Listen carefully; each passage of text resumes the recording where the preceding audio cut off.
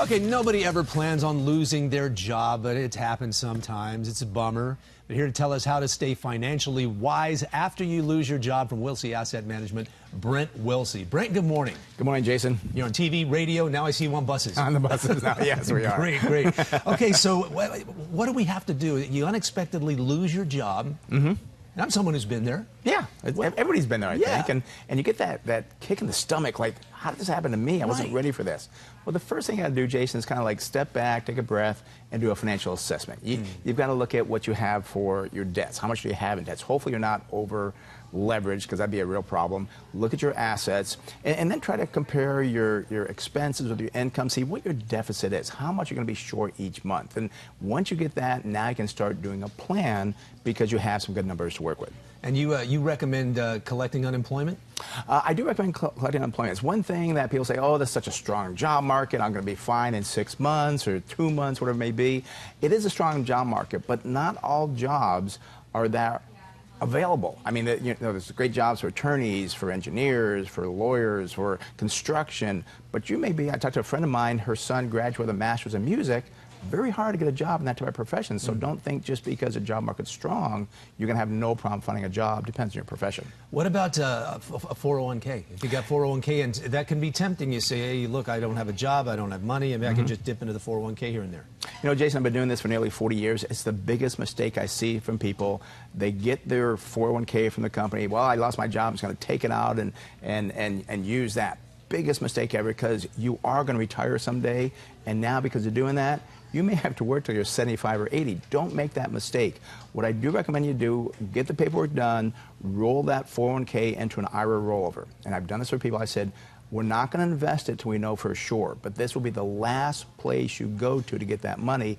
And then once you do, don't say, well, it's $100,000, send me $50,000. No, say I'm short $1,000 a month. Just send me $1,000 a month till I get that job. You've got to plan, you've got to go through the numbers and be smart about it. So if you roll your 401k over into an IRA, is that what, that's what you just said? Okay, so what are the tax ramifications of that? That's the thing, there's none.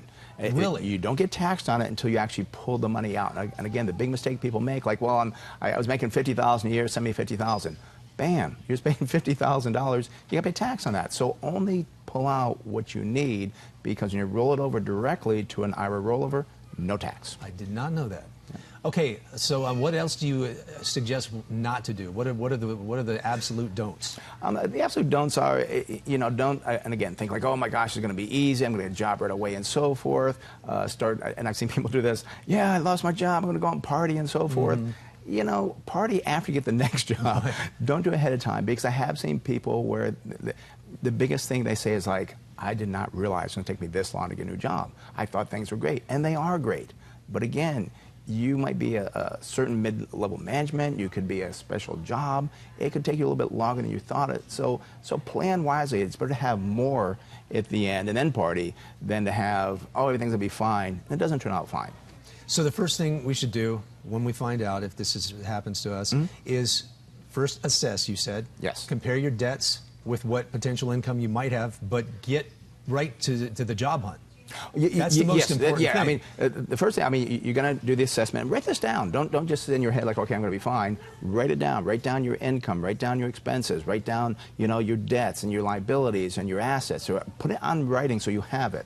Then don't delay. Run down the employment office, file for employment, and start your job search. And I'll tell you another thing too on job searches. I know this is the age of technology and no one goes in anymore.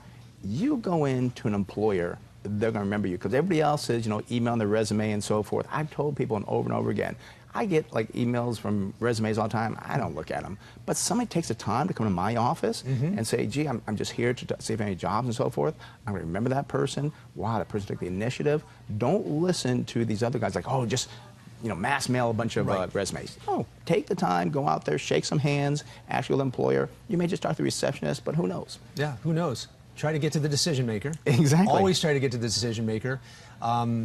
But start the search right away. That's very, very good advice. And after you do meet the decision maker, a handwritten thank you card in the mail. Ooh, see, have you lost your job before? Thank you card in the mail. Nothing is going to get. Now you're really going to remember that person. Not an email. Not an email. A text. No.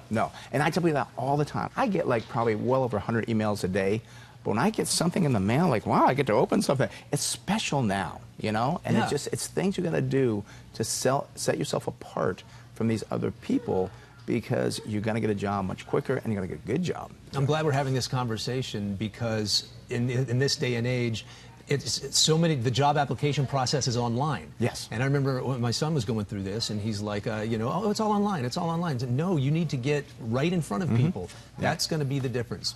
Okay, go ahead. Well, and I was going to say, new graduates can use it as well. Don't be like everybody else. Separate yourself. Go out and see people, shake some hands. Yes, that's the way to do it. Okay, for those who might need some guidance, you have any seminars coming up? Actually, we do on July 26th, almost said the 8th, Thursday, July 26th at 7 o'clock in Scripps Ranch. We do have a workshop coming up, and it's going to be a great financial planning workshop to help out people pull the whole thing together. You can sign up at our website. Go to smartinvesting2000.com. You know that one, I know. That one well, I do. Brent Wilsey, Wilsey Asset Manager. Thanks, Brent. Thanks, Jason. Great advice. Good. Appreciate it.